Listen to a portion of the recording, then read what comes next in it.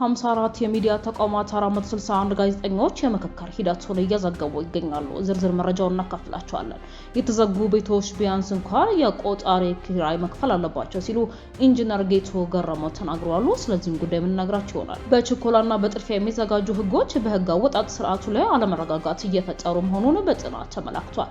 የቮይስ ኦፍ ኢትዮጵያን ቤተሰቦች ሰብስክራይብ ማድረጋችሁን እያስታወስናችሁ በዝርዝር ወደምንመለከታቸው ጉዳዮች እናልፋለን።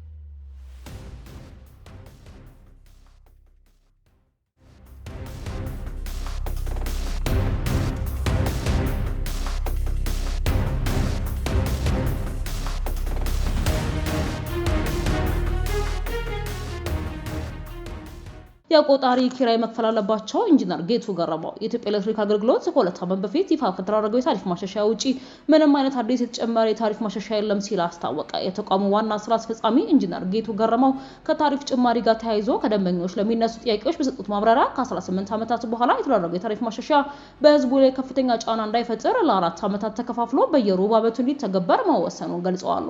በዚህ መሰረት በአሁኑ ወቅት ሁለተኛው ምዕራፍ ትግበራ አጋማሽ ላይ እንደሚገኝና አሁን እየተከፈለ ያለው ቀደም ሲል በተቀመጠው እቅድ መሰረት የሚፈጸም እንጂ አዲስ የተጨመረ ታሪፍ አለመሆኑን አብራርተዋል። በወር ከ50 ኪሎዋት ሰዓት በታች የሚጠቀሙ አነስተኛ ገቢ ያላቸው ደንበኞች ከ50% በላይ የሚሆኑት ክፍያቸው በተቋሙ ስኬል መሰረት በ50% በላይ ይሸፈንላቸዋል ወይንም ይደጎማሉ። 1 ኪሎዋት ኤሌክትሪክ ለማመንጨትና ለማሰራጨት ከ6.5 እስከ 7 የዩኤስ ሳንቲም የሚወጣ ቢሆንም የአገልግሎት ተጠቃሚ እየተሸጠ ያለው ግን ከ2 የዩኤስ ሳንቲም በታች በመሆኑ ተቋሙ ከፍተኛ ኪሳራ እየተሸከመ ነው። አብዛኞቹ ቆጣሪዎች አሮጌ በመሆናቸው በንባብ ጊዜ ሰው ሰራሽ ስህተቶች ይፈጠራሉ። ከተጠቀሙት በላይ ሊጠየቁ ይችላሉ። ተቋሙም ቅሬታዎችን እየተቀበለ የማረም ስራ እየሰራ ይገኛል ብለዋል። የተዘጉ ቤቶች ኤሌክትሪክ ፍጆታቸው ከ0% ቢሆንም የቆጣሪ አገልግሎት ወይንም ኪራይ የሲንግል ወይንም የስሪ ፌዝ ክፍያ የሚታሰብባቸው በመሆኑ ቢል ይወጣባቸዋል፣ መክፈልም አለባቸው። ተቋሙ በበጀት ዓመቱ ከተሰበሰበው ከ118.9 ቢሊዮን ብር በላይ ተጨማሪ በጀት ከመመደብ እስከ 133 ቢሊዮን ብር የሚደርስ ገንዘብ ከኤሌክትሪክ መሰረተ ልማት ዝርጋታና ለገጠር ኤሌክትሪክ ማስፋፊያ እየሰራ ነው።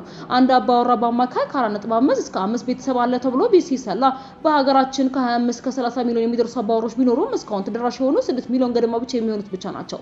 በመሆኑም ይህንን ሰፊ አቅርቦት ክፍተት ለመሙላትና ይበልጥ ተቀራራቢ ለማድረግ በመጪዎቹ 10 ዓመታት ከ10 ሚሊዮን በላይ አዳዲስ ተጠቃሚዎችን ለማድረስ የሚያስችሉ በርካታ የሀገር ውስጥ አቅምን የሚያጎላብቱ ስራዎች እየተከናወኑ ይገኛል ብለዋል። በሌላ መረጃችን በኢትዮጵያ ህግ አወጣጥ ሂደት ውስጥ ተደጋጋሚ ማሻሻያዎች በአዋጅ መሻሮችና መጣረሶች የታዩ መሆኑን ይህንን መረጋጋት ለማምጣት የሚያስችል ሁሉን አቀፍ ፖሊሲም ህገ ወጥ የህግ ማዕቀፍ በሀገሪቱ አለመኖሩን ፌዴራል መንግስት የህግና ፍትህ ኢንስቲትዩት ያካሄደው ጥናት አመላከተ።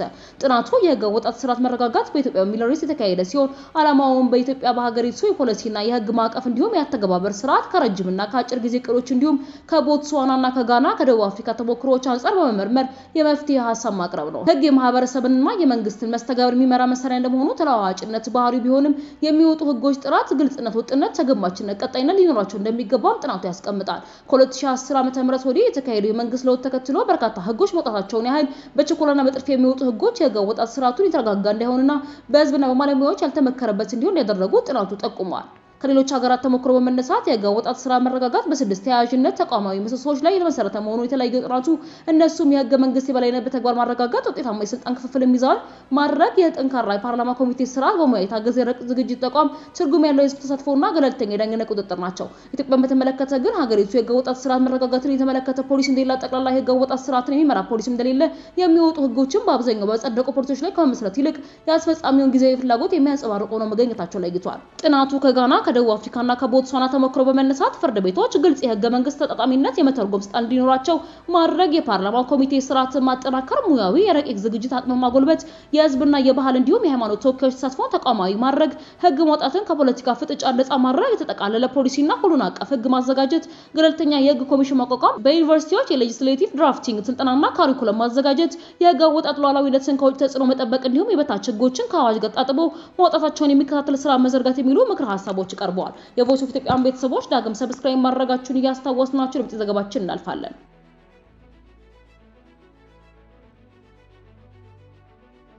54 የሚዲያ ተቋማት 461 ጋዜጠኞች የምክክር ሂደቱን እየዘገቡ ይገኛሉ። ከሐምሌ 8 2018 ጀምሮ እየተካሄደ ያለው ሀገር የምክክር ጉባኤ ለመመዝገብ ፍላጎት ኖራቸው ከኮሚሽኑ ጋር ግንኙነት የፈጠሩ 54 የሚዲያ ተቋማት 461 ዘጋቢዎችን በጉባኤው ቦታ አሰማርተው የጉባኤውን ሂደት ለህዝብ እያደረሱ ይገኛሉ።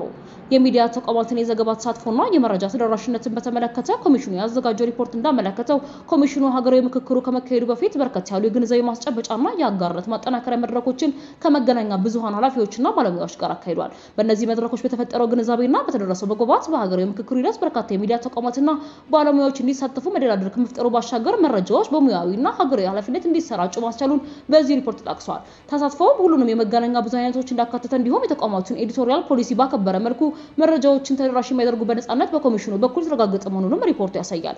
ኮሚሽኑ በምክክር ቦታ ተገኝቶ እንዲሁም በኮሚሽኑ ማህበራዊ ሚዲያ ገጾች ላይ በስፍራ በሚገኝ መገናኛ ብዙሃን መረጃዎችን እየተጋሩ ለህዝብ እየደረሱ ላሉ የመገናኛ ብዙሃን ተቋማትና ባለሙያዎች ምስጋና አቅርበዋል። ይህንን ተሳትፎ እስከ ድህረ ምክክር አጠናክረው እንዲቀጥሉም ተጠይቋል። ህብረተሰቡ ወደ ምክክር ቦታ እየገቡ መረጃዎችን ተደራሽ ከሚያደርጉ መገናኛ ብዙሃንና ባለሙያዎች መረጃዎችን በማግኘት ከተዛቡ መረጃዎችን ራሱ እንዲጠብቅም ኮሚሽኑ አስገንዝቧል። ኮሚሽኑ ይህንን ሪፖርት ያስደመጠው ከተለያዩ የዘርፉ ተቋማት የተውጣጡና ኮሚሽኑን እየደገፉ ላሉ የሚዲያ ስራዎች አጋዥ አካላት ነው። የቮይስ ኦፍ ኢትዮጵያ ቤተሰቦች ዳግም ሰብስክራይብ ማድረጋችሁን እያስታወስናችሁ በሌላ ዲስቲንክት ዳግም እስክንገናኝ ድረስ በሌላ ቆዩ።